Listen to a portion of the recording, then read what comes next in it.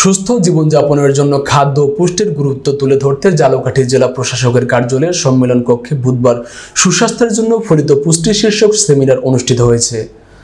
বাংলাদেশ ফলিত পুষ্টি গবেষণা ও প্রশিক্ষণ ইনস্টিটিউট বারটার আয়োজিত এই সেমিনারে পুষ্টি ও জনস্বাস্থ্যের বিভিন্ন দিক নিয়ে বিশদ আলোচনা হয়।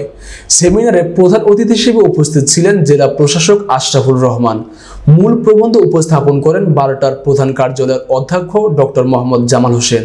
বিশেষ অতিথি হিসেবে উপস্থিত ছিলেন পটুয়াখালী বিজ্ঞান ও প্রযুক্তি বিশ্ববিদ্যালয়ের উদ্যান তত্ত্ব বিভাগের অধ্যাপক ডক্টর মাহবুব রব্বানী।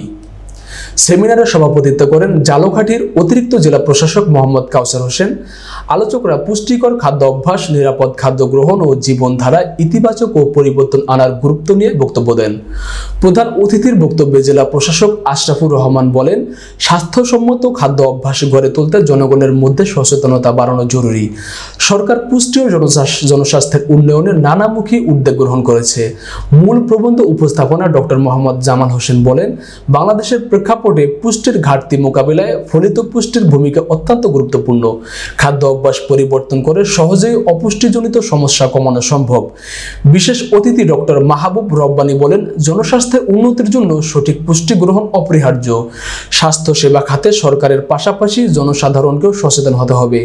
আলোচকদের মতে জনগণের মধ্যে পুষ্টি সচেতনতা বৃদ্ধি এবং সুষম খাদ্য গ্রহণ নিশ্চিত করা হলে দীর্ঘমেয়াদ সুস্বাস্থ্য ও কর্মদক্ষতা বাড়বে।